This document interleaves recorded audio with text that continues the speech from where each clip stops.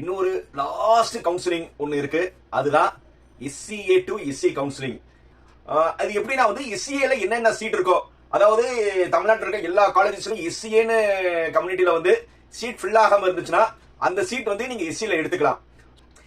ஆனா ஒரே ஒரு இதனா, நீங்க ஏற்கனவே ஒரு நல்ல காலேஜ்ல சீட் எடுத்துட்டு நீங்க வந்து இதுலயே நீங்க எடுத்தீங்கன்னா காலேஜ் ஜாயின் பண்ணலாம். பட் வந்து நீங்க வந்து ஒரு காலேஜ் ஜாயின் பண்றதுக்கு முன்னாடி நல்லா யோசிச்சுக்கோங்க.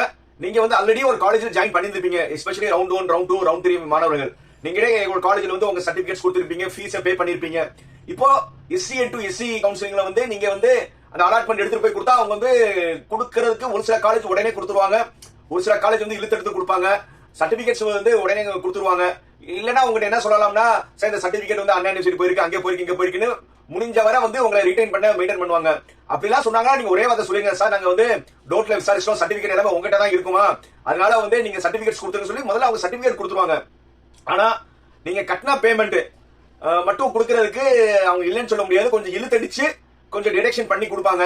ஸோ அதனால வந்து ரொம்ப கேர்ஃபுல்லா வந்து நீங்க காலேஜ் சுவிட்ச் ஓவர் பண்றதுக்கு முன்னாடி வந்து ஒண்ணுக்கு 10 தடவை யோசிங்க. நம்ம வந்து ஏற்கனவே ஒரு காலேஜ்ல செட் ஆயிட்டோம், நம்ம இதை மாறணுமான்னு. இல்லையா, என்னுடைய சஜஷன் என்னன்னா, நீங்க ஒரு டாப் லெவல் காலேஜ்ல சேர்ந்திருக்கீங்க, ஆனா குரூப் வந்து ஒண்ணு பிடிக்காம இருந்தீங்கன்னா அதே காலேஜ்க்குள்ள மாறிட்டா உங்களுக்கு ஒன்றும் பிரச்சனை கிடையாது. ஒரு எக்ஸ் காலேஜ்ல வந்து நீங்க ஜாயின் பண்ணிருக்கீங்க, ஒரு டாப் காலேஜ்.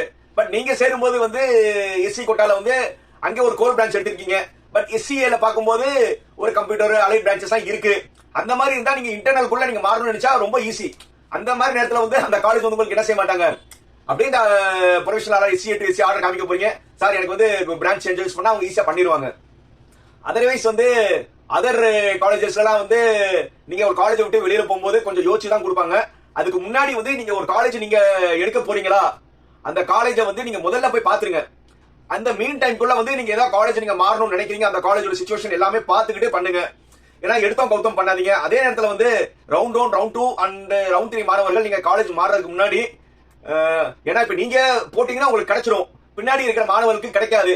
நீங்க அதனால வந்து சும்மா நான் போறேன், வேணும்னா போறேன், இல்லன்னா அது பாட்டுக்கு விட்டுருவேன்னு வந்து உங்க பாயிண்ட் ஆஃப் வியூல வந்து நீங்க யோசிக்கணும். ஆனா எப்பவுமே வந்து எம்பத்தி வேலை திங்க் பண்ணணும். நம்ம இதோட நமக்கு பின்னாடி இருக்கவங்க என்ன நினைக்கிறாங்க.